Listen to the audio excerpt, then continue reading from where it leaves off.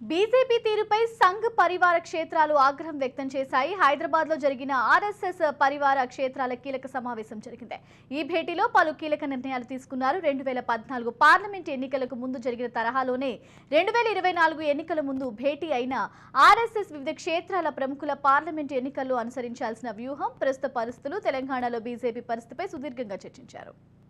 Parliament ఎన్నికల్లో అత్యధిక MP సీట్ల లక్ష్యంగా జరిగిన ఆర్ఎస్ఎస్ పరివార క్షేత్రాల సమావేశానికి ఆర్ఎస్ఎస్ నుంచి జాతీయ సహా ప్రధాన కార్యదర్శులు ముకుంద, అరుణ్ కుమార్, బీజేపీ నుంచి సంస్థాగత జాతీయ ప్రధాన కార్యదర్శి బిఎల్ సంతోష్, సహ ప్రధాన కార్యదర్శి శివప్రకాష్, సునీల్ బన్సల్, తరుణ్ చుక్, కిషన్ రెడ్డి, లక్ష్మణ్, బండి సంజయ్, డీకే అరుణ, ఈటల రాజేంద్ర హాజరయ్యారు.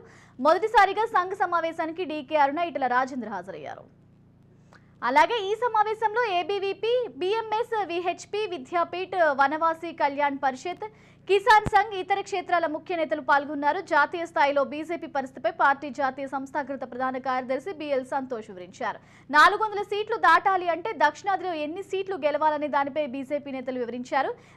తెలంగాణలో 10కి పైగా లోక్సభ స్థానాలు గెలిస్తేనే టార్గెట్ రీచ్ అవుతామని వారికి బీజేపీ స్పష్టం చేసింది. తమిళనాడు, కేరళ, ఆంధ్రప్రదేశ్ రాష్ట్రాల్లోనూ బీజేపీ ఎంపీ సీట్లు గెలిచే అవకాశం ఉందని తెలిపింది. తెలంగాణ బీజేపీ నేతల తీరు, వ్యవహారంపై సంఘ్ పరివార్ క్షేత్రాల ప్రముఖులు అసంతృప్తి వ్యక్తం చేసినట్లు తెలుస్తోంది. పార్టీ నేతల మధ్య విభేదాలపై గట్టిగానే పరివార క్షేత్రాలు ప్రశ్నించాయని సమాచారం. విభేదాలపై ఎందుకు వార్తలు వస్తున్నాయని వివిధ క్షేత్రాల నేతలు నిలదీశారు. అసెంబ్లీ ఎన్నికలకు ముందు నుంచి మంచి వాతావరణాన్ని ఎన్నికల సమయానికి చెడగొట్టుకుంటున్నామని పరివార నేతలు చెప్పినట్లు పార్టీ వర్గాలు చెబుతున్నాయి. ఇప్పటికైనా సమన్వయంతో పనిచేయాలని బీజేపీ నేతలకు వారు స్పష్టం చేశారు. జాతీయవాద ప్రభుత్వం రావడానికి ప్రచారం చేసేందుకు తాము సిద్ధమని వివిధ క్షేత్రాలు పెద్దలు చెప్పినట్లు సమాచారం. వనవాసి, విద్యార్థి, కార్మిక, ధార్మిక రంగాల్లో ఎలాంటి వాతావరణం ఉందో ఆయా క్షేత్రాల పెద్దలు వివరించినట్లు తెలుస్తోంది. అన్ని వర్గాల్లోనూ సానుకూల వాతావరణం ఉందని నేతలు అభిప్రాయం వ్యక్తం చేశారు. అభ్యర్థులను ముందే ప్రకటించాలని విజ్ఞప్తి చేశారు. నోటిఫికేషన్కు ముందే అభ్యర్థులను ప్రకటిస్తామని బీజేపీ చెప్పింది. వివిధ క్షేత్రాల సమావేశం తరువాత ఆర్ఎస్ఎస్ బీజేపీ నేతలు ప్రత్యేకంగా భేటీ అయ్యారు. బీజేపీ తీరుపై సంఘ్ పరివార క్షేత్రాలు ఆగ్రహం వ్యక్తం చేశాయి. హైదరాబాద్ లో జరిగిన ఆర్ఎస్ఎస్ పరివార క్షేత్రాల కీలక సమావేశం జరిగింది. ఈ భేటీలో పలు కీలక నిర్ణయాలు తీసుకున్నారు. 2014 పార్లమెంట్ ఎన్నికలకు ముందు జరిగిన తరహాలోనే 2024 ఎన్నికల ముందు భేటీ అయిన ఆర్ఎస్ఎస్ వివిధ క్షేత్రాల ప్రముఖులు పార్లమెంట్ ఎన్నికల్లో అనుసరించాల్సిన వ్యూహం, ప్రస్తుత పరిస్థితులు, తెలంగాణలో బీజేపీ పరిస్థితిపై సుదీర్ఘంగా చర్చించారు. ఓవరాల్ ఇదే అంశానికి సంబంధించి మరింత సమాచారం మా ప్రతినిధి స్వప్న అందిస్తారు. స్వప్న, ఇక చూసుకుంటే ఆర్ఎస్ఎస్ పరివార క్షేత్ర సమితికి సంబంధించి వాళ్ళ సమావేశం జరిగినట్లు తెలుస్తుంది. ముఖ్యంగా బీజేపీకి సంబంధించి వాళ్ళు కొంచెం ఫోకస్ పెట్టినట్టు తెలుస్తుంది. దీనికి సంబంధించి అప్డేట్ ఏ విధంగా ఉంది? నిన్న ఆర్ఎస్ఎస్ నుంచి ప్రధాన కార్యదర్శులు ముకుంద్, అరుణ్ కుమార్, అదేవిధంగా బీజేపీ నుండి సంస్థాగత జాతీయ ప్రధాన కార్యదర్శి బిఎల్ సంతోష్, సహ ప్రధాన కార్యదర్శి శివప్రకాష్, సునీల్ బన్సాల్, తరుణ్ చూగు, వీళ్ళందరూ కిషన్ రెడ్డి, లక్ష్మణ్, బండి సంజయ్, డీకే అరుణ, ఈటల మొదటిసారి డీకే అరుణ, ఈటల ఇలాంటి సమావేశాలకు హాజరయ్యారు. మిగిలిన వాళ్ళందరూ ఎప్పుడు ఉండేవాళ్ళే. సో ఇది మొదటి సమావేశంగా చూసుకోవచ్చు. ముఖ్యంగా అసెంబ్లీ ఎన్నికల టైంలో జరిగినటువంటి తప్పిదాల మీద చాలా ఆగ్రహం వ్యక్తం చేసినట్టు తెలుస్తుంది. గ్రౌండ్ లెవెల్లో ఎలాంటి రియాలిటీ ఉంది, ముఖ్యంగా తెలంగాణకు సంబంధించి ఇప్పుడు ఈ ఎవరైతే హిందూ భావజాలం ఉన్న వాళ్ళు ఉన్నారో వాళ్ళు ఎలా ఉన్నారు, విద్యార్థులు, స్టూడెంట్స్ వాళ్ళు ఎలా ఉన్నారు, వర్కర్స్ ఎలా ఉన్నారు, అంటే కార్మిక శాఖకు సంబంధించిన వాళ్ళు, అదేవిధంగా డివోషనల్ గా ఉన్న వాళ్ళు ఎలా ఉన్నారు, అసలు తెలంగాణలో ఎలాంటి వాతావరణం ఉంది, ఆ వాతావరణాన్ని ఎందుకు బీజేపీ తనకు అనుకూలంగా మార్చుకోలేకపోతుంది, అక్కడ వాళ్ళందరూ కూడా ఓటు వేయాలి అని ఒక భావజాలాన్ని నింపడంలో మిగతా శాఖలను సక్సెస్ అయినా రాజకీయంగా బీజేపీ ఎందుకు వెనుకబడిపోతుంది, మీలో మీరు చేసినటువంటి తప్పిదాల కారణంగానే ఇదంతా జరిగింది, మాకు వచ్చినటువంటి ఫీడ్బ్యాక్ ప్రకారం బీజేపీలో చాలా మంది నేతలు బీజేపీకి వ్యతిరేకంగా పనిచేస్తున్నారని చెప్పేసి గట్టిగానే నిలదీసినట్టు తెలుస్తుంది.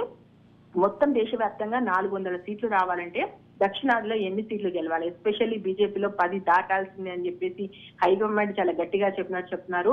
మొదటిసారి సంఘ సమావేశము మిగతా అంటే ఇప్పుడు డీకే అరుణ, ఈటల రాజేందర్ వీళ్ళని కూడా పిలవడము ఎలాంటి పరిణామాలకు దారితీస్తుంది అనేటువంటి చర్చ అయితే ప్రస్తుతం జరుగుతుంది. ప్రతి ఒక్కరు కూడా దీని మీద కాన్సన్ట్రేషన్ చేయాలి. వివిధ క్షేత్రాలకు సంబంధించిన ప్రముఖులందరూ వారి ఫీడ్బ్యాక్ ఇచ్చారు. ఖచ్చితంగా ఆర్ఎస్ఎస్ పరివార క్షేత్రాలన్నిటికి సంబంధించి ఇది ఒక కీలక సమావేశము. ఈ సమావేశంలో గట్టిగానే ఆర్ఎస్ఎస్ సంబంధించినటువంటి వాళ్ళు, సంఘకు సంబంధించిన వాళ్ళు, బీజేపీ పెద్దలని చెప్పుకుంటున్న నాయకుల మీద సీరియస్ అయినట్టుగానే తెలుస్తుంది. అదే ఏబీవీపీ, బీఎంఎస్, విహెచ్పీ, విద్యాపీఠ్ వీళ్ళందరూ కూడా ఎక్కడెక్కడ జరుగుతున్నటువంటి విషయాలకు సంబంధించి గతంలో చేసినటువంటి తప్పులు ఏంటి, ఈ తప్పులు మీరు ఎందుకు చేయాల్సి వచ్చింది, తమిళనాడు, కేరళ, ఆంధ్రప్రదేశ్ లో కూడా బీజేపీ ఎంపీలు గెలుచుకునేటువంటి పరిస్థితి కనిపిస్తుంది, వాళ్ళతో కంపేర్ చేస్తే తెలంగాణలో పరిస్థితి మరింత మెరుగ్గా ఉంది, కానీ దాన్ని ఎందుకు మీరు మీకు అనుకూలంగా చేసుకోలేకపోతున్నారు, బీజేపీ నేతల మధ్య విభేదాలు ఉన్నాయి కాబట్టి దీనికి ఓటమికి ప్రధాన కారణం అని చెప్పేసి పరివార క్షేత్రాలు భావిస్తున్నట్టుగా తెలుస్తున్నాయి. విభేదాలపై ఎందుకు ఇట్లాంటి వార్తలు వస్తున్నా మీరు ఏం చేస్తున్నారు, ఎందుకు తెలంగాణలో బీజేపీకి ఇంత మంచి వ్యాక్యూమ్ ఉన్నప్పటికీ ఎందుకు మనం ఎదగలేకపోతున్నాం, దీనికి ఉన్నటువంటి కారణాలు ఏంటి, మీరేం చేస్తారు, మేమేం చేయాలి, అనుబంధ సంస్థలుగా ఉన్నటువంటి మేము మీకోసం ఇంకా ఎలా పని చేయమంటారు, మమ్మల్ని మీరు ఒక సమన్వయం చేసుకోవాల్సినటువంటి అవసరం ఉందని చెప్పారు. దాంతో మేము ఇక ముఖ్య నాయకులు కూడా ఖచ్చితంగా అందరం సమన్వయంతో వెళ్దాము, బీజేపీని ఈసారి ఖచ్చితంగా 10+ సీట్స్ వచ్చేలాగా మేము ఆ వైపున ఖచ్చితంగా మేము ఎంతవరకు చేయగలుగుతామో అంతవరకు చేస్తామని చెప్పినట్టుగా తెలుస్తుంది. ఏదేమైనా ఇంకా దీనికి సంబంధించినటువంటి సీరియస్ వర్క్ జరగట్లేదు అనేటువంటి విషయం మీద చెప్పారంటున్నారు. ముఖ్యంగా వివిధ క్షేత్ర సమావేశం తర్వాత ప్రత్యేకంగా మళ్ళీ ఆర్ఎస్ఎస్ బీజేపీ నేతలు కూడా భేటీ అయ్యారు. ఆర్ఎస్ఎస్ నేతలు చాలా కీలకమైనటువంటి విషయాలు బీజేపీ నేతలకు చెప్పినట్టుగా తెలుస్తుంది. దాని మీద ఎంత త్వరగా అయితే అంత త్వరగా చేయండి, మీ మీద మా ఒక కన్ను ఉందన్నట్టుగా వాళ్ళు ఆల్రెడీ నేతలకు చెప్పారు అనేటువంటి విషయం అయితే బయటకు వస్తుంది. సో అభ్యర్థుల విషయానికి సంబంధించి కూడా నిన్న చర్చ జరిగింది. అభ్యర్థులను ముందే ప్రకటించాలి అని చెప్పేసి వాళ్ళందరూ కూడా చెప్పడం జరిగింది. అయితే నోటిఫికేషన్ రానివ్వండి, ఒక్కసారి నోటిఫికేషన్ ఇప్పుడు వస్తుంది అనేటువంటి ఇన్ఫర్మేషన్ వస్తే చాలు, మేము గతంలా చేయము, నోటిఫికేషన్ కి ముందే అభ్యర్థులను ప్రకటిస్తామని బీజేపీ వాళ్ళకైతే మాట ఇచ్చినట్టుగా తెలుస్తుంది. అభ్యర్థులు ఎవరు ఏంటి త్వరగా వర్కౌట్ చేయండి, అభ్యర్థుల్ని ప్రజల్లోకి తీసుకెళ్ళండి అని చెప్తున్నారు. మొత్తానికైతే శ్రావ్య నిన్న జరిగినటువంటి మీటింగ్ హాట్ గా జరిగింది. బీజేపీ నేతలకు గట్టిగానే క్లాస్ పడింది. చూడాలి మరి దీంతో బీజేపీ నేతల తీరులో ఎలాంటి మార్పు వస్తుందో. చూసుకుంటే స్వప్న, మొదటిసారి డీకే అరుణ అలాగే ఈటెల రాజేందర్ కూడా ఈ సమావేశానికి హాజరు కావడం అనేది ఎందుకు అంత ప్రత్యేకత సంతరించుకుంది, ఎందుకు వీళ్ళు హాజరు?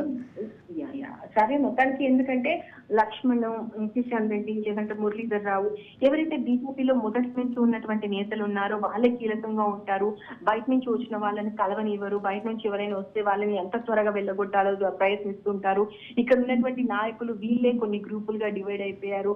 ఇందులో ఒక ముఖ్య వర్గానికి సంబంధించిన వాళ్ళు ఒక దాంట్లో, ఇంకొకరు ఒక దాంట్లో, అంటే ఇప్పటికే ఒక మూడు భాగాలుగా వీళ్ళు డివైడ్ అయిపోయారు. కొత్తగా వచ్చిన వాళ్ళని ఇందులో మింగిల్ కానివ్వరు అనేటువంటి మాటలు వస్తున్నాయి. అంటే వచ్చిన వాళ్ళందరూ కూడా అదే మాట చెప్తుంటారు, వీళ్ళు అసలు ఏం పట్టించుకోరు, వీళ్ళ పద్ధతులు ఏంటో మాకు అర్థం కావు, కొత్తగా వచ్చిన వాళ్ళని ఎవరిని మెలుగనివ్వరు, వచ్చామా ఉన్నామా అన్నట్టు. ఈవెన్ ఇప్పుడు బాబుమోహన్ కూడా రిజైన్ చేసి వెళ్ళేటప్పుడు కూడా బీజేపీ నాయకులు ఎవరు కనీసం ఫోన్లు ఎత్తరు, మాట్లాడరు, ఏం చేస్తారో వాళ్ళకే తెలియదు.